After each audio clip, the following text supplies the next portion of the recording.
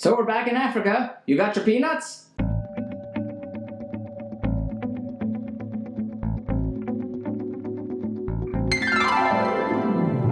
And welcome back to Cliffieland. This is weekend country number 143 on our second attempt of cooking the food of every single country in the world. And tonight we're up to the nation of Rwanda. Rwanda, a small, multi-ethnic, landlocked nation located in Central Africa, just south of the equator, is bordered by Tanzania, Uganda, Burundi, and the Democratic Republic of Congo. And it's a beautiful country, and it's probably best known for the gorillas in the mist. It's where you can go, and if you have a lot of patience and waterproof shoes and don't mind getting really muddy, you can see actual gorillas in their native habitat. And it is a wonderful cuisine which is very typical of the region. One of the most popular things there is a thing called ugali, which is a starch-based porridge, which is really kind of like a thing which is the most popular thing sort of south of the Sahara, and it has a whole lot of different names. So we'll see that when we get to a neighboring nation. But among the many other dishes in Rwanda, you'll find a lot of things that involve plantains and rice and greens, and in terms of protein, which is kind of hard to come by, you'll find river fish as well as chicken and very rarely beef. Now, last time we had to deal with this, so let's look and see how things went when we tried things then.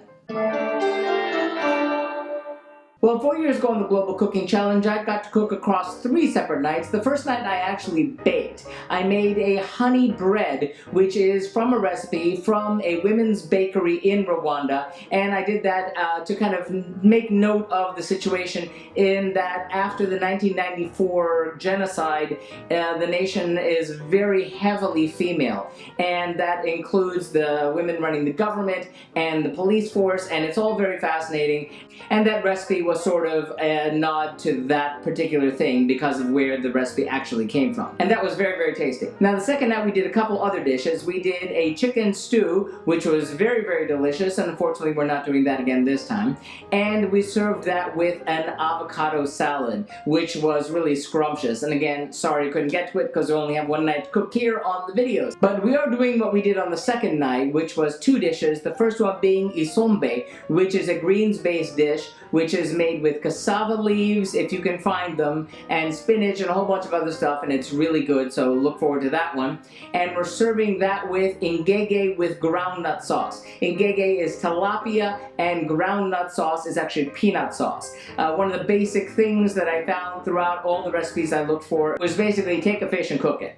So this one had a sauce on it, so that's why I added that one. So this all looks really good. We need to see what go into those 2 dishes. First, for our Isombe, we'll need 1 pound of cassava leaves, if you can find them, washed and chopped, or you can use other greens such as kale or collard greens, 6 spring onions chopped, 2 medium eggplants cubed, 1 pound of spinach washed and chopped, 2 green bell peppers sliced into pieces, 3 tablespoons of palm oil, and 3 tablespoons of peanut butter. And then for our ngege with groundnut sauce, we'll need 1 whole ngege, that's a tilapia, per person, or 1 to 2 fillets per person.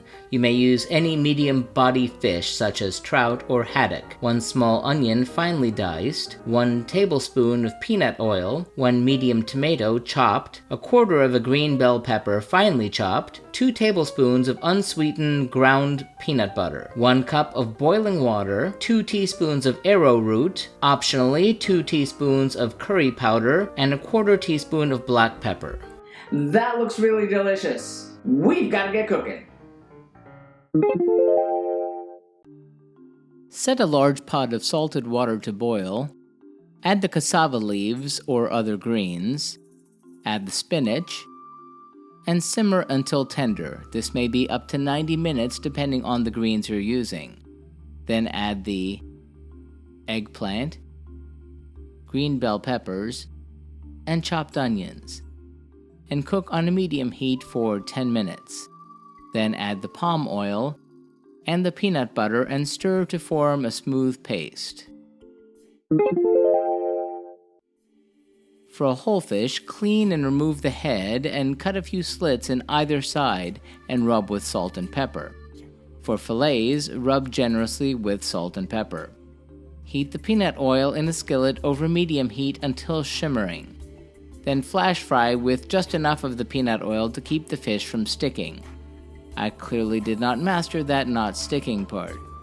For fillets, this would be about 3 minutes per side. Set the cooked fish aside in a warming oven. Then prepare the sauce in the same pan. Heat the peanut oil at medium heat and add the onions and saute the onions until tender and translucent, about 5 minutes. Add the green bell pepper and the tomato and cook for about 10 minutes. Meanwhile, in a bowl, mix the peanut butter and arrowroot and mix that into a paste. Add the water and be careful to stir constantly to avoid lumps.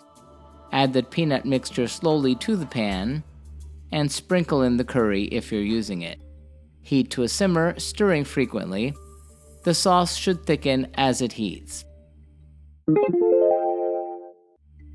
Place the rice to be served alongside the dish.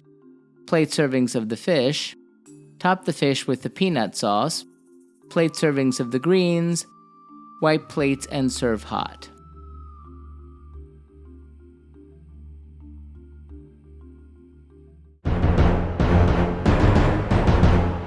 How'd that all turn out? Well, it was really great. It was really wonderful being back in Africa again, stovetop speaking. It's been 10 weeks and it'll be 10 weeks before we get to the next one. So I really enjoyed having this moment to do this because I love African food so much.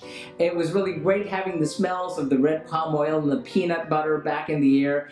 And the greens, let me tell you, let's start off with that because that was incredible. It was the best greens-based dish that I have done by far. And the key to that really is making sure you have enough salt in the dish. You need to have a good amount of salt in the water and taste it and make sure that it's got the right amount of sodium in there because that's what it takes to bring those incredible flavors out. So love that, gonna give it 5 out of 5 globes. Terrific, one of the best vegetarian dishes we've done overall. As for the Ngege, that was also very delicious. As you saw, I have problems with being able to take a piece of fish and flip it without it breaking apart. That's a me problem. I'm working on that. If you have any tips on that, please be sure to sound off in the comments. But it was very tasty. The fish was cooked very nicely. The key to tilapia is make sure you season it well. Plenty of salt and pepper on that because the tilapia doesn't have a whole lot of flavor built in. Now, the groundnut sauce was also very tasty. Love the flavors in it. However, that specific recipe does not include any salt, and that was what was missing from that dish. So if I went back and did it again, I'd add salt into the dish while it was going. I'm sure it would bring those flavors because you really didn't get a whole lot of the peanut flavor out of it, which was kind of surprising. So I'm going to give the Ngege recipe 4 out of 5 globes. Very tasty, but could have been better. So thank you so much, Rwanda. Love you. We'll be leaving the OR countries and starting on the Parade of Saints next.